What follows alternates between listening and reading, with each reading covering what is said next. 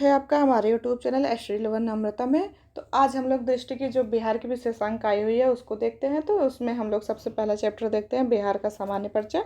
तो इसमें ये बिहार का मैप दिया हुआ है, मानचित्र दिया हुआ है। इसमें टोटल 38 जिले हैं और 38वां जो जिला है इस कौन सा है, वो अरवल जिला है। तो राज्य का नाम क्या है, बिहार। ऐसा माना जाता है कि इस क्षेत्र में बौद्ध मठों की अधिकता के कारण इस क्षेत्र का नाम बिहार पड़ा था। उल्लेखनीय है कि यह क्षेत्र प्राचीन समय में बौद्ध धर्म का प्रमुख केंद्र रहा है। अच्छा, राज्य की स्थापना कब हुई थी? 22 मार्च 1912 को हुई थी। तो 22 मार्च को बिहार दिवस भी मनाया जाता है। और राज्य की राजधानी पटना है। इसका पटना का प्राचीन नाम था पाटलिपुत्र, पुष्पुर, कुसुमपुर तथा अजीमाबाद। इसके अन्य नाम भी थे। अब बिहार का भौगोलिक स्थिति जो है ये उत्तरी अक्षांश तथा पूर्वी देशांतर, ये देख लीजिएगा। ये राज्य का क्षेत्रफल कितना है? 94,163 वर्ग किलोमीटर है, जो कि देश का 13वां सबसे बड़ा राज्य है। और उत्तर से दक्षिण की लंबाई 345 किलोमीटर है। पूर्व से पश्चिम की लंबाई 483 किलोमीटर है। राज्य की सीमा से लगे राज्य हैं, 3 राज्य लगे हैं। पश्चिम बंगाल पूर्व में, पश्चिम बंगाल इसके पूर्व में लगा है, उत्तर प्रदेश पश्चिम में तथा झारखंड इसके दक्षिण में लगा हुआ है। राज्य की सीमा से लगा देश कौन सा है? नेपाल है। तो ये देखिए मैप में, ये देख रहे हैं, ये पश्चिम बंगाल इसके पूर्व में लगा है, झारखंड इसके दक्षिण में लगा है, उत्तर प्रदेश इसके पश्चिम में लगा है और नेपाल जो है, नेपाल इसके उत्तर में लगा हुआ है, जो कि एक देश है। तो उत्तर में इसका देश लगा हुआ है। तो दूसरा चैप्टर देखते हैं हम लोग, बिहार के प्राचीन इतिहास। तो इसमें पूरा पाषाण काल देखते हैं।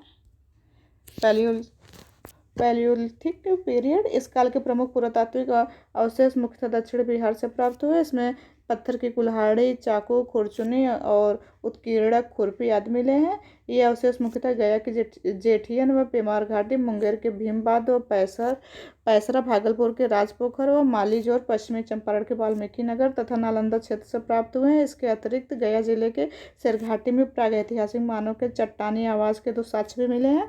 अब मध्य पाषाण काल देखते हैं, मेसोलिथिक पीरियड देखते हैं इसका। तो इस काल के साक्ष्य के अंतर्गत मुंगेर जिले से छोटे आकार के पत्थर निर्मित तेज हथियार तथा नोक वाले औजार मिले हैं। और नियोलिथिक पीरियड, नवपाषाण काल। इस काल के साक्ष्य के अंतर्गत पत्थर के सूक्ष्म औजारों के साथ हड्डी निर्मित उपकरण प्रमुख है, जो चिराद, मनेर, चेचर व कुतुबपुर, ताराडी तथा सेनुआर से मिले हैं। इनमें चिराद हड्डी के उपकरणों के लिए पूरे देश में विख्यात है। ताम्रपाषाण काल, चैल्कोलिथिक पीरियड। इस काल के साथ चिराद, सोनपुर, मनेर, चेचर, राजगीर, सेनुआर तथा ओरियम से मिले हैं। इनमें काले एवं लाल मृद्रहण प्रमुख है, जो सामान्यतः 1000 ईसा पूर्व से लेकर 900 ईसा पूर्व तक के माने जाते हैं। लौह काल देखते हैं इसका। इस काल को उत्तर वैदिक काल भी कहा जाता है। इस दौरान मानवीय बस्तियों के उत्तर बिहार क्षेत्र में स्थापित होने के संकेत मिले। इस काल के अंतर्गत लोहे का उपयोग मुख्यतः औजार बनाने के लिए होता था। इस काल के दूसरे चरण को सामान्यतः उत्तरी काले चमकीले मृद्भांडों से जाना जाता है, जिसके साक्ष्य बक्सर व चिराद से मिले। इस काल में कृषि कार्यों में लोहे का प्रयोग शुरू होने लगा था, साथ ही नगरीकरण की शुरुआत भी हो गई थी। अब वैदिक युग देखते हैं हम लोग। इस काल के अंतर्गत सर्वप्रथम सतपथ ब्राह्मण ग्रंथ के वर्तमान बिहार के भौगोलिक क्षेत्र का वर्णन मिलता है। इसमें विदेह वर्तमान तिरहुत क्षेत्र के जनक को सम्राट राजा बताया गया है। इसके अतिरिक्त इसमें विदेह माधव तथा उनके पुरोहित गौतम राहुगढ़ एवं सदानीरा के रूप में वर्तमान गंडक नदी का भी चर्चा है। तो गंडक का पहले सदानीरा नाम था। सतपथ ब्राह्मण के अनुसार माधव विदेह को ही बिहार, उत्तर बिहार में आर्य संस्कृति का विस्तार करता माना जाता है। विदेह के राजा जनक के दरबार में ही सतपथ ब्राह्मण के रचयिता याज्ञवल्क्य तथा उनकी पत्नी मैत्रेयी रहते थे। हरि सिंह देव इस वंश के अंतिम शासक थे, विदेह वंश के। इसके ही शासनकाल में गयासुद्दीन तुगलक का बंगाल अभियान हुआ था। इस वंश को 1378 ईस्वी में पूर्ण रूप से पतन हो गया था।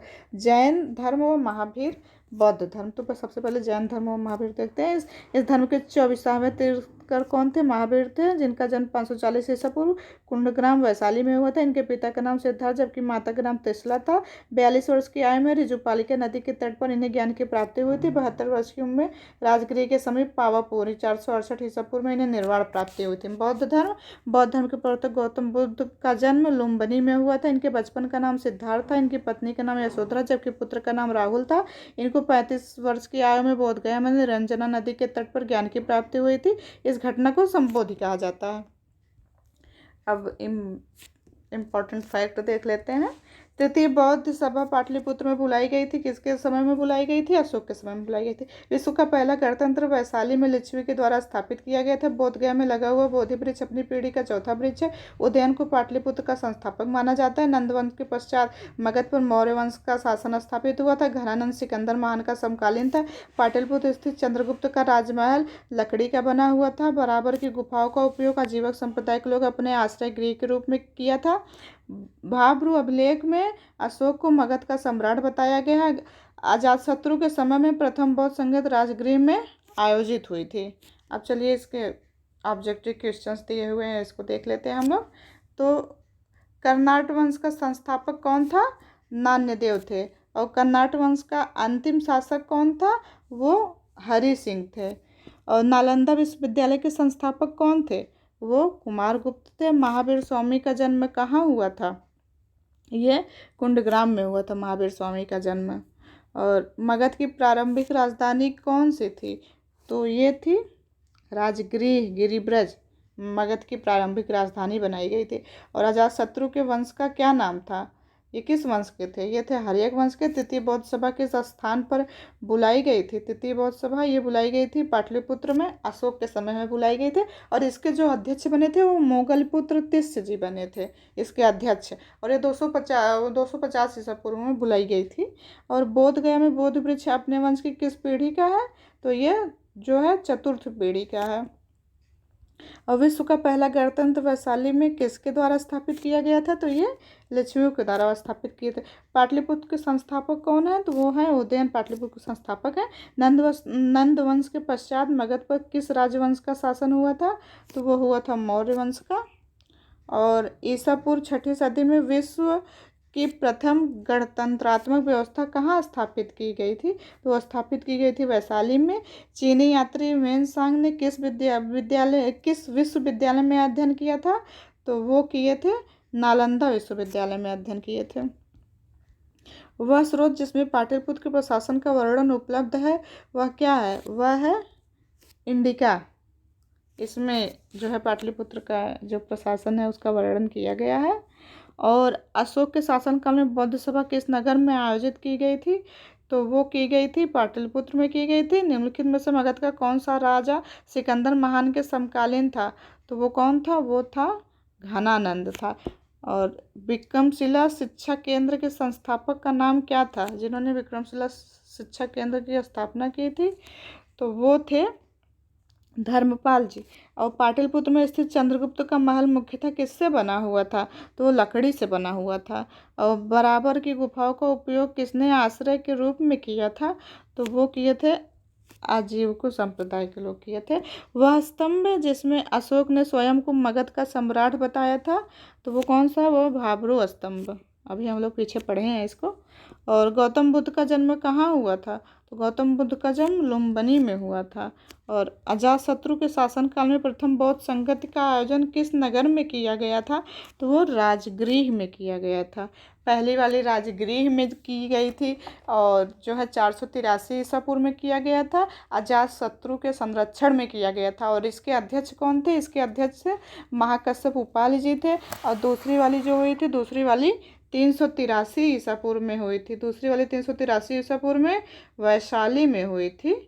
वैशाली में हुई थी।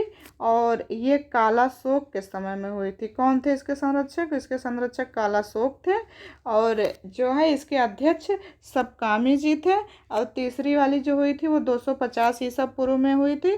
250 ईसा पूर्व में हुई थी। कहाँ हुई थी? पाटलिपुत्र में हुई थी। किसके समय में हुई थी? अशोक के समय में हुई थी। और इसके अध्यक्ष कौन थे? इसके अध्यक्ष थे मोगलपुत्र तिस्य जी थे। और चौथी वाली जो हुई थी, चौथी वाली 72 ईसा पूर्व में हुई थी। कहाँ पे हुई थी? कुंडलग्राम, ये जम्मू कश्मीर में, वहाँ पे हुई थी। और किसके समय में हुई थी? ये कुषाण शासक जो थे कनिष्क के समय में हुई थी। और इसके जो अध्यक्ष थे, इसके अध्यक्ष वसुमित्र जी थे। तो ये इससे क्वेश्चन हर बार आता है एग्जाम में, तो इसको ज़रूर याद रखिएगा। हो सकता है आप लोगों के एग्जाम में भी आए, इसको नोट कर लीजिएगा। तो अब हम लोग देखते हैं तीसरा चैप्टर इसका, बिहार मध्यकालीन इतिहास, इसका मेडिवल हिस्ट्री देखते हैं हम लोग। तो बिहार के मध्यकालीन इतिहास के अंतर्गत हम लगभग 12वीं सदी के मध्य से लेकर 17वीं सदी के मध्य तक की घटनाओं को शामिल करते हैं। इसका आरंभ बिहार में तुर्कों के आगमन से होता है, जबकि अंत यूरोपियन के आगमन से होता है। तो तुर्क के आगमन से लेकर के यूरोपीय आगमन तक का हम लोग इसमें देखेंगे। तो सल्तनत काल में बिहार का देखते हैं हम लोग।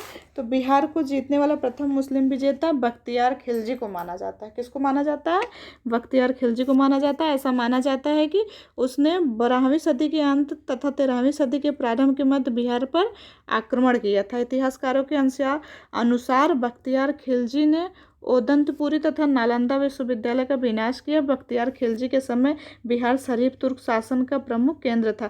बख्तियारपुर शहर का संस्थापक बख्तियार खिलजी को ही माना जाता है। इसने स्वयं द्वारा विजित तत्कालिक प्रदेशों की राजधानी लखनऊती लक्ष्मणवटी को बनाया था। बख्तियार खिलजी ने मिथिला क्षेत्र के कर्नाट वंशी शासक नरसिंहदेव तथा जयनगर के गुप्त शासकों को भी अपनी अधीनता स्वीकार कराई थी, मतलब उनको हरा दिए थे। बख्तियार खिलजी की हत्या उसके अधिकारी अलीम मर्दान खिलजी ने कर दी थी।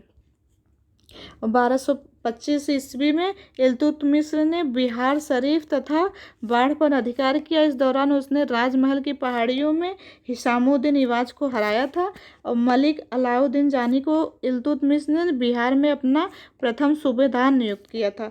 1229 से 30 ईस्वी में बिहार तथा बंगाल को पुनः विभाजित कर दिया। उल्लेखनीय है कि मलिक जानी के बाद इल्तुतमिश के पुत्र नसरुद्दीन महमूद ने अवध, बिहार तथा लखनऊती को एक कर दिया था।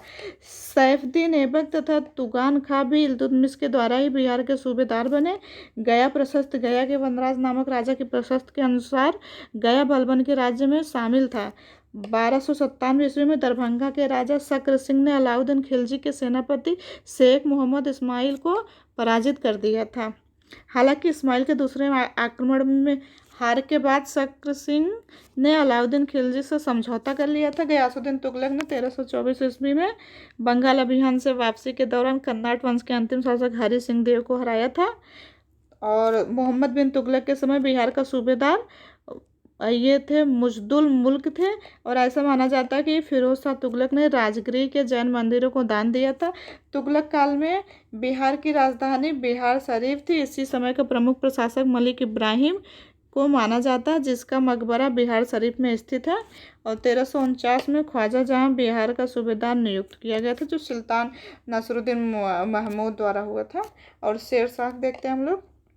यह तत्कालिक सासाराम के, ये सहसराम है, इसको पहले सासाराम कहते थे। जागीरदार हसन खां सूर के पुत्र थे। 1530 ईस्वी में शेरशाह ने सरजगढ़ा के युद्ध में बंगाल की सेना को हराया। 26 जून 1539 को इसने चौसा बक्सर के युद्ध में मुगल शासक हुमायूं को हराया था। और तारीख दाऊदी, जिसकी रचना अब्दुल्ला ने की थी, इसके अनुसार शेरशाह ने पटना को राजधानी बनाने के साथ ही यहाँ दुर्ग का भी निर्माण करवाया था। तो पटना को राजधानी शेरशाह ने बनाया था। अब इसका हम लोग चौथा चैप्टर देखते हैं, बिहार का आधुनिक इतिहास क्या है। तो बीते हुई घटनाओं का लिखित एवं प्रमाणित विवरण ही इतिहास कहलाता है। बिहार में आधुनिक इतिहास का कालक्रम सामान्यतः यूरोपीय व्यापारियों के आगमन से माना जाता है। चूँकि यूरोपीय व्यापारियों ने भारत आगमन के क्रम में बिहार का भी चक्कर लगाया तथा बिहार के साथ अंतर्राष्ट्रीय स्तर पर व्यापार को सफल बनाया। इसी क्रम में आगे बढ़ते हुए विभिन्न यूरोपीय राष्ट्रों ने बिहार में अनेक फैक्ट्रियाँ स्थापित की थी। तो चलिए देखते हैं हम लोग स्वतंत्र बिहार राज्य के रूप में गठन इसका। आधुनिक बिहार में यूरोपीय व्यापारिक कंपनियों का कौन कौन सी कंपनियों का आगमन हुआ था, ये पहले देखते हैं हम लोग। पुर्तगीज, डच, फ्रांसीसी, डेनिश, फिर अंग्रेजी ईस्ट इंडिया कंपनी। तो बिहार में पुर्तगाली व्यापारियों का आगमन। सर्वप्रथम बिहार में पुर्तगाली व्यापारी आए, जो बंगाल में हुगली में स्थापित व्यापारी केंद्र से नाव के माध्यम से पटना आया जाया करते थे। पुर्तगालियों द्वारा निर्यातित वस्तुओं में मुख्यतः चीनी, मिट्टी के बर्तन, विभिन्न प्रकार के मसाले थे, जबकि आयातित वस्तुओं में मुख्य रूप से सूती वस्त्र एवं अन्य प्रकार के वस्त्र होते थे। बिहार में डच व्यापारियों का आगमन। डचों ने सर्वप्रथम 1632 ईस्वी में वर्तमान पटना कॉलेज के उत्तरी भाग में स्थित इमारत में प्रथम डच फैक्ट्री की स्थापना की थी। डचों का अधिकांश रुझान सोरे के व्यापार की तरफ था। इसके अलावा चीनी, अफीम एवं सूती वस्त्र के व्यापार में भी इनकी काफ़ी अभिरुचि रही है। और सम्मिलित रूप से बिहार, बंगाल एवं उड़ीसा में व्यापार करने हेतु डच प्रधान नाथियस वैगडेन बरूक ने मुगल सम्राट औरंगजेब से 1662 ईस्वी में एक फरमान प्राप्त किया था। और बिहार में फ्रांसीसी व्यापारियों का आगमन। बिहार में फ्रांसीसी कंपनी का अस्तित्व पटना में 1734 ईस्वी में माल गोदान की स्थापना से मानी जाती है। इनका मुख्य उद्देश्य बिहार से सोना प्राप्त करके अपने व्यापार को उन्नत स्वरूप स्थापित करना था।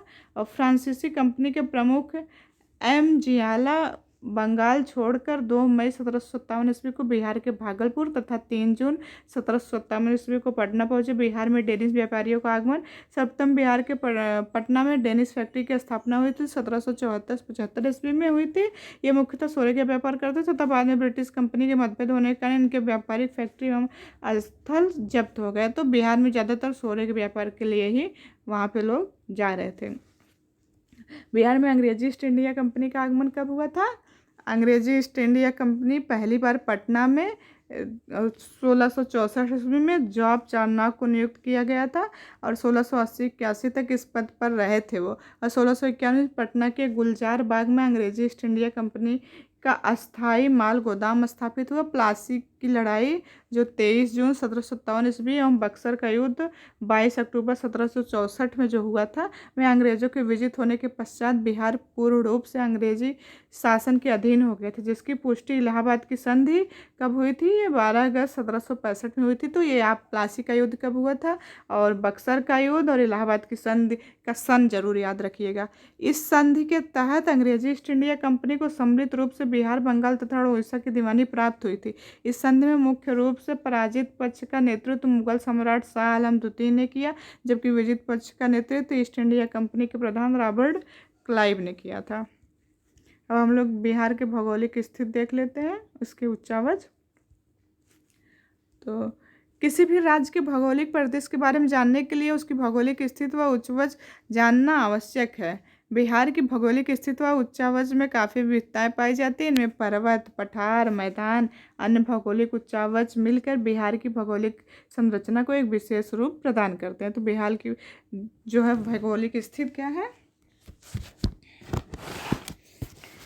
बिहार भारत के उत्तर पूर्वी क्षेत्र में स्थित एक भू अवस्थित राज्य है। इसके उत्तर में नेपाल, दक्षिण में झारखंड, इसके पूरब में पश्चिम बंगाल तथा पश्चिम उत्तर प्रदेश स्थित है। ये सब अभी हम लोग पीछे पढ़े हुए हैं, ये आप लोग देख लीजिएगा, नहीं तो वीडियो बहुत लंबी होती जाएगी। किसका जो है इसका उत्तर से दक्षिण तक लंबाई 345 है, पूरब से पश्चिम तक जो है इसकी चौड़ाई 483 किलोमीटर है। ये सब हम लोगों ने अभी पीछे पढ़ा है। समुद्र तट से बिहार की दूरी लगभग 200 किलोमीटर है। समुद्र तल से इस राज्य की ऊंचाई 173 फीट है तथा यह गंगा हुगली नदी मार्ग द्वारा समुद्र से जुड़ा हुआ है।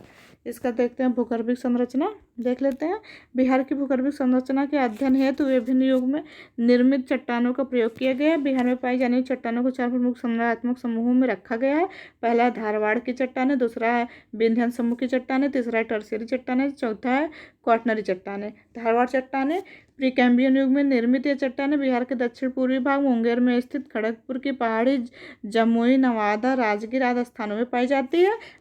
स्लेट, क्वार्टजाइट आदि धारवाड़ समूह की चट्टानें हैं। और विंध्याचल समूह की चट्टानें, इस समूह की चट्टानें सोन नदी के उत्तर में स्थित रोहतास तथा कैमूर जिलों में पाई जाती है। इन चट्टानों में सीमेंट उद्योग के लिए चूना पत्थर तथा गंधक निर्माण के लिए पायराइट मिलता है। बालू पत्थर, क्वार्टजाइट, डोलोमाइट, चूना पत्थर आदि समूह की चट्टानें हैं, विंध्याचल समूह की चट्टानें हैं। इस समूह की चट्टानों का प्रयोग सासाराम, आगरा, दिल्ली तथा जयपुर में निर्मित ऐतिहासिक स्मारकों तथा सारनाथ, सांची के बौद्ध स्तूपों में किया गया है। टर्शियरी चट्टानें की टर्शियरी युग के चट्टानें पश्चिमी चंपारण के उत्तरी पश्चिमी भाग, रामनगर, दून तथा सोमेश्वर श्रेणी में पाई जाती है। अब बिहार की जलवायु और इसकी मृदा देख लेते हैं क्या है। तो इसकी जलवायु बिहार में मानसूनी प्रकार की जलवायु पाई जाती है और इस अपने अक्षांशीय विस्तार के आधार पर उपोष्ण जलवायु क्षेत्र के अंतर्गत आता है। यहाँ की जलवायु में महाद्वीपीय लक्षण पाए जाते हैं। इसमें पूर्वी भाग में आर्द्र तथा पश्चिमी भाग में अर्धशुष्क जलवायु मिलती है। कोपेन के जलवायु वर्गीकरण के तहत बिहार का उत्तरी भाग CW तथा दक्षिणी भाग AW जलवायु के अंतर्गत आता है। बिहार की जलवायु को निम्नलिखित कारक प्रभावित करते हैं। अच्छा, ये कोपेन जलवायु वर्गीकरण का सिद्धांत ये हमारे NCERT के इंटर की बुक में दिया हुआ है। और हिमालय की अवस्थिति कर्क रेखा से दूरी, बंगाल की खाड़ी से इसकी निकटता, ग्रीष्मकालिक तूफान तथा दक्षिण पश्चिमी मानसून क्रियाशीलता। बिहार की मुख्य रूप से 3 ऋतुएं पाई जाती हैं। कितनी ऋतुएं पाई जाती हैं? 3 ऋतुएं पाई जाती हैं। तो ग्रीष्म ऋतु कब से कब तक? मार्च से लेकर जून के मध्य तक रहती है। सूर्य के उत्तरायण होने के कारण इस समय तापमान में बढ़ोतरी होती है तथा मई का महीना सर्वाधिक गर्म होता है। ग्रीष्म ऋतु में बंगाल की खाड़ी में उत्पन्न होने वाले उष्णकटिबंधीय चक्रवातों के कारण बिहार के पूर्वी हिस्से में बारिश होती है तथा इस वर्षा को नार्वेस्टर कहा जाता है। क्या कहा जाता है? नार्वेस्टर कहा जाता है। बिहार का सबसे गर्म स्थान गया जिलों को माना जाता है। वर्षा ऋतु मध्य जून से लेकर अक्टूबर तक होती है। बिहार में मानसून का आगमन मध्य जून से होता है तथा यह जुलाई एवं अगस्त में अत्यधिक वर्षा होती है। बिहार में वर्षा मुख्य रूप से दक्षिण पश्चिमी मानसून के कारण होती है। यहाँ की औसत वार्षिक वर्षा 125 सेंटीमीटर है। यहाँ सर्वाधिक वर्षा किशनगंज जिले में, जबकि सबसे कम वर्षा पटना के पश्चिमी में स्थित त्रिकोणी भूखंड में होती है। इस राज्य में मानसून प्रत्यावर्तन का काल मध्य अक्टूबर से लेकर नवंबर तक होता है। और तीसरा कौन सा? शीत ऋतु, जो कि नवंबर से लेकर के फरवरी तक रहता है। यह ऋतु में भूमध्य सागरीय क्षेत्र से उत्पन्न होने चक्रवाती तूफानों में झंझावाती वर्षा होती है और वर्षा रबी की फसल के लिए लाभदायक मानी जाती है। बिहार में शीत ऋतु का सर्वाधिक ठंडा महीना जनवरी का होता है। इस समय औसत न्यूनतम तापमान 7.5 डिग्री सेंटीग्रेड के आसपास पहुंच जाता है। बिहार में कितनी ऋतुएं हैं? 3 ऋतुएं हैं। बिहार में अफवाह तंत्र एवं सिंचाई देखते हैं हम लोग। तो इसमें सबसे पहले नदियाँ देखते हैं। बिहार में प्रवाहित होने वाली प्रमुख नदियाँ कौन कौन सी हैं? तो सबसे पहले नदियों में हम लोग गंगा को देखते हैं। तो मूल रूप से यह नदी भागीरथी के नाम से गंगोत्री हिमनद उत्तराखंड से निकलती है और देवप्रयाग उत्तराखंड में भागीरथी व अलकनंदा के संगम के बाद इसे गंगा नाम दिया गया। जब ये उत्तराखंड में भागीरथी व अलकनंदा दोनों मिलती हैं तब इसको जो है गंगा नाम दिया जाता है। और बिहार में इस नदी की लंबाई लगभग 445 किलोमीटर है। हालांकि भारत में इसकी कुल लंबाई 2525 किलो, गंगा की पूरी लंबाई 2525 है, लेकिन बिहार में गंगा नदी की कितनी लंबाई? 445 किलोमीटर बिहार में ये बही हुई है। इनका फैलाव बिहार में यह नदी पश्चिम से पूर्व के क्रम में मुख्यतः बक्सर, भोजपुर, सारण, पटना, वैशाली, समस्तीपुर, बेगूसराय, खगड़िया, मुंगेर, भागलपुर तथा कटिहार जिले से प्रवाहित होती हैं। और यह नदी चौसा बक्सर के पास बिहार में प्रवेश करती है। कहाँ प्रवेश करती है? चौसा बक्सर के पास प्रवेश करती है और तथा कटिहार एवं साहेबगंज झारखंड के बीच सीमा बनाते हुए पश्चिम बंगाल में प्रवेश कर जाती हैं। बिहार में इसमें बाईं ओर से उत्तर दिशा से मिलने वाली नदियाँ कौन सी है? घाघरा है, गंडक है, बागमती है, बलान है, बूढ़ी गंडक है, कोसी है और कमला तथा महानंदा प्रमुख है, जो कि उत्तर की तरफ से आके मिलती हैं, उत्तर दिशा की तरफ से, बाई की तरफ से गंगा की। और इसमें दाईं ओर से दक्षिण दिशा से मिलने वाली नदियों में सोन है, कर्मनाशा है, पुनपुन है और क्योल जो है वो प्रमुख नदियाँ हैं। अब हम लोग देखते हैं घाघरा को। घाघरा जो सरयू नदी है, इस नदी का उद्गम कहाँ हुआ है? तिब्बत के पठार पर मानसरोवर झील के पास स्थित ये मापचोचुंग हिमनद ग्लेशियर से हुआ है। बिहार में इस नदी की लंबाई मात्र 83 किलोमीटर है। यह दरौली ये सीवान जिला के नज़दीक बिहार में प्रवेश करती है तथा रिविलगंज सारण जिला के पास गंगा में ये मिल जाती है। इस नदी को सरयू तथा करनाली के नाम से भी जाना तथा इसका दूसरा नाम करनाली है। सोन नदी को देते हैं गंगा में दाहिनी और दक्षिण की तरफ से जाके मिलती है। मिलने वाली प्रमुख नदी, इस नदी का उद्गम अमरकंटक मध्य प्रदेश से होता है। यह रोहतास जिले से बिहार में प्रवेश करती है तथा पटना के समीप गंगा नदी में जाके मिल जाती है। इसकी बिहार में लंबाई कुल 202 किलोमीटर है, वही इसकी संपूर्ण लंबाई 784 किलोमीटर है। और गोपद, कन्नर, उत्तरी कयाल तथा रेहंद इसकी प्रमुख सहायक नदियां हैं। और इस नदी पर दक्षिण पश्चिमी बिहार की सबसे बड़ी सिंचाई परियोजना निर्मित की गई है। तो किसकी कौन सी सहायक नदियां हैं ये भी आप लोग एक बार देख लीजिएगा। ये भी पूछा जाता है और ये भी पूछा जाता है कि गंगा नदी में कौन किस तरफ से आके मिलती है। क्वेश्चन तो ऐसे भी बन जाते हैं। कोसी नदी को देखते हैं। यह नदी अपना मार्ग बदलने के लिए कुख्यात है और इसे बिहार का शोक भी कहा जाता है, कोसी नदी को ही। और यह नदी सुपौल, सहरसा, मधेपुरा तथा पूर्णिया जिलों से प्रभावित होने के बाद गंगा नदी में मिल जाती है। सबसे ज़्यादा बाढ़ यही कोसी नदी की वजह से बिहार में आता है। अब बिहार के जो है कृषि व पशुपालन देख लेते हैं हम लोग। तो बिहार में ये कृषि व पशुपालन आजीविका का प्रमुख साधन है। इस कार्य में लगभग बिहार का 85% कार्यशील जनसंख्या लगी हुई है। यहाँ खाद्यान्न फसलों के अंतर्गत मुख्यतः धान, गेहूं, मक्का, जौ, ज्वार, रागी, बाजरा, सरसों, अरहर, चना, मसूर तथा नकदी तथा व्यावसायिक फसलों के अंतर्गत गन्ना, मेस्ता, मखाना, मिर्च, चाय, जूट, तंबाकू की कृषि भी की जाती है। और पशुपालन के अंतर्गत यहाँ गाय, भैंस, भेड़, बकरी, सूअर, मुर्गी पालन, मत्स्य पालन आदि किया जाता है। अच्छा, यहाँ के कई चीज़ों को जो है जीआई टैग मिला है, तो उसको भी आप लोग एक बार पढ़ लीजिएगा कि बिहार में कौन कौन सी चीज़ों को जीआई टैग दिया गया है। जैसे यहाँ कोई मदीना मखाना करके है, मुझे एग्जैक्टली याद नहीं है, कुछ ऐसे ही करके है, उसको भी अभी जीआई टैग दिया गया था। तो आप लोग एक बार जीआई टैग जरूर देख लीजिएगा बिहार का। अब इसकी यहाँ की कृषि देखते हैं। बिहार एक कृषि प्रधान राज्य है। यहाँ की लगभग 85% जनसंख्या कृषि पर आश्रित है। यहाँ कृषि योग्य भूमि 80% से अधिक है। यहाँ का मुख्य भोजन चावल है। यही कारण है कि यहाँ के सभी जिलों में धान की खेती होती है। बिहार की कृषि संरचना, बिहार में गंगा के उत्तरी मैदान में कृषि की सघनता अधिक है। इस क्षेत्र के लगभग 65 से 80% भूभाग पर कृषि की जाती है। उत्तरी बिहार में कृषि प्रणाली काफ़ी उन्नत किस्म की है। यही कारण है कि इस क्षेत्र में अवस्थित गंडक एवं कोसी के मैदानी भागों में वर्ष में 4 प्रकार की फसलें उपजाई जाती हैं। तो खरीफ फसल देखते हैं। खरीफ फसल जो है ये जून से जुलाई में बोई जाती है, तो नवंबर दिसंबर में काट ली जाती है। खरीफ की फसल के अंदर धान, मक्का, ज्वार, बाजरा, अरहर आदि प्रमुख फसलें हैं। फसल राज्य के अधिकांश भागों में उपजाई जाती है। बिहार में खरीफ की फसल को 2 वर्गों में विभाजित किया गया। भदाई फसल है और इसकी अगहनी फसल है। तो भदाई फसल जो है ये कम समय में तैयार होने वाली फसलें हैं और इसके अंतर्गत ज्वार, बाजरा, धान, मक्का तथा कुल तिलहनों की खेती आती है। और हनी फसल जो है ये वर्षा ऋतु में बोई जाती है, तो नवंबर दिसंबर के महीने में काट ली जाती है। इसके धान की खेती की प्रमुख रूप से की जाती है। इसमें प्रमुख क्षेत्र कौन कौन सा है? अगहनी फसल में दरभंगा, मधुबनी, पूर्णिया, सहरसा, सीतामढ़ी, रोहतास आदि है। रबी की फसल बुआई अक्टूबर नवंबर में की जाती है। मार्च अप्रैल के महीने में काटी जाती है। इसके अंतर्गत गेहूँ, जौ, चना, मटर, सरसों आदि की खेती की जाती है, जबकि इसमें गेहूँ सर्वप्रथम फसल है। रबी की फसल में गेहूँ सर्वप्रथम है। रबी की फसल है सिंचाई की आवश्यकता, इसलिए जिस क्षेत्र में सिंचाई की सुविधा पर्याप्त रूप में विद्यमान है वहाँ इसकी उपज ज़्यादा होती है। रबी की फसल की उपज ज़्यादा होती है। अब बिहार में हम लोग वन्य एवं उसके वन्य जीव अभ्यारण्य देख लेते हैं कि बिहार में क्या कैसे है। तो बिहार में वन क्षेत्र का इसका विस्तारण देखते हैं हम लोग। सबसे पहले बिहार वन क्षेत्र का वितरण।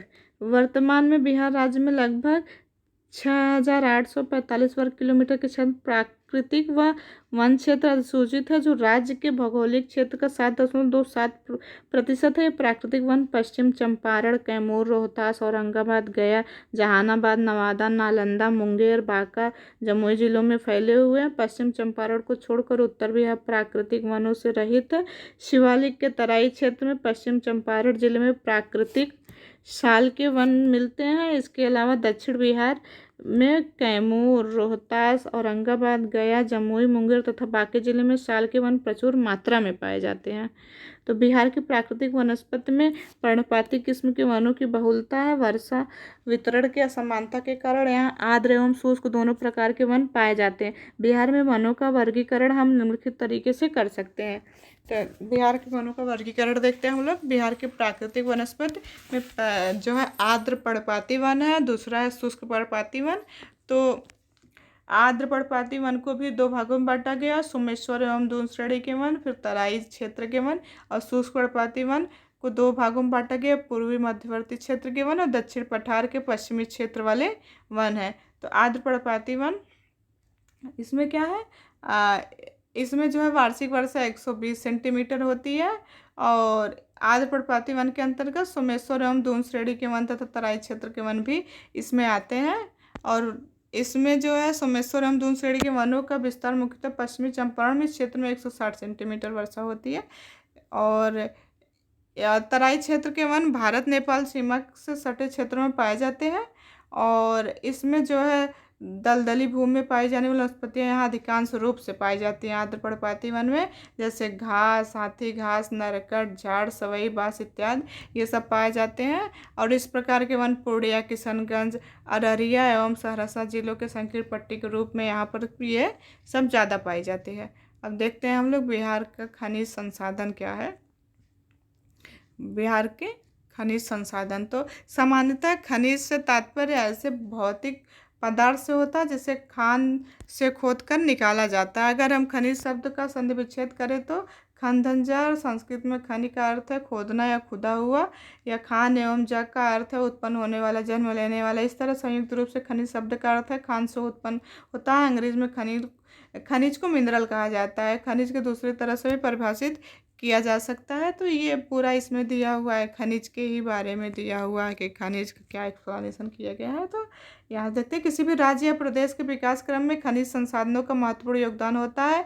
एक समय था जब बिहार खनिज संसाधन के उत्पादन भंडारण के लिहाज से अग्रणी राज्यों में शामिल था, लेकिन वर्ष 2000 में विभाजन के बाद खनिज संसाधनों का अधिकांश हिस्सा झारखंड में चला गया। तो झारखंड जो है बिहार से ही अलग हुआ था वर्ष 2015 नवंबर में। तो परंतु वर्तमान में भी बिहार में कई प्रकार के धात्विक एवं अधात्विक खनिज पाए जाते हैं। बिहार का दक्षिण पश्चिमी भाग खनिज भंडार के मामले में शेष भाग से आगे है, और बिहार के दक्षिण पश्चिमी जिले में अनेक प्रकार के खनिज संपदाओं का भंडारण है। बिहार के विभाजन से पूर्व, जब झारखंड अलग नहीं हुआ था उसके पहले, बिहार के विभाजन से पूर्व कोयला, बॉक्साइट, अभ्रक, तांबा, लौह अयस्क, ग्रेफाइट इत्यादि का प्रचुर भंडार था। लेकिन ये क्षेत्र झारखंड में चले जाने के कारण इन खनिजों का सीमित स्रोत रह गया है अब बिहार में।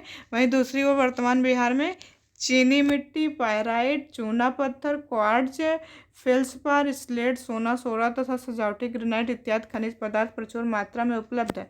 पायराइट के मामले में भारत में बिहार ही एक ऐसा राज्य है जहां पायराइट का उचित भंडारण मिलता है। धात्विक खनिज के रूप में बिहार में बॉक्साइट और सोने का अच्छा भंडारण है।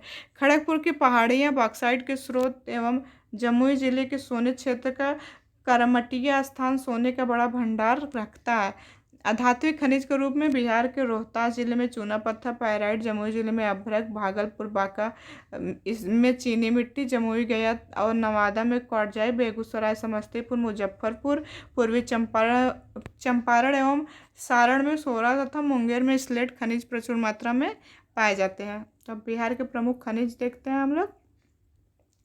तो इसमें जो है सबसे पहले चूना पत्थर। चूना पत्थर बिहार के पश्चिमी भाग के विंध्य शैल समूह में भारी जमाव के रूप में पाया जाता है, और ये इसका जो है चूना पत्थर का प्रयोग सीमेंट में कच्चे माल के रूप में किया जाता है। और ये चूना पत्थर रोहतास की पहाड़ी और कैमूर पत्थर मुंगेर से मिलता है। रोहतास में मुख्यतः सोन घाटी के पश्चिम में पाया जाता है। इस जिले में चूना पत्थर असीमित उपलब्ध करें। यहाँ सीमेंट के 2 बड़े कारखाने भी हैं। अब पायराइट को देखते हैं। भारत में बिहार ही एक मात्र ऐसा राज्य है जहाँ पायराइट उचित भंडार है। भारतीय खनिज ब्यूरो की रिपोर्ट के अनुसार 95% पायराइट का संचित भंडार बिहार में ही है। अकेला 95% पायराइट का उत्पादन भी करता है।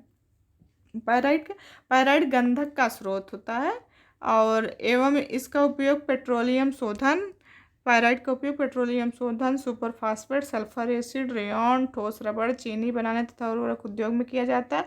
रोहतास के आमझौर में केंद्रीय सार्वजनिक उपक्रम के रूप में pyrite phosphate and chemicals limited की स्थापना की गई, जहां खनिज को उपयोग में लाकर बड़े पैमाने पर इसका उत्पादन किया जाता है। अब जो है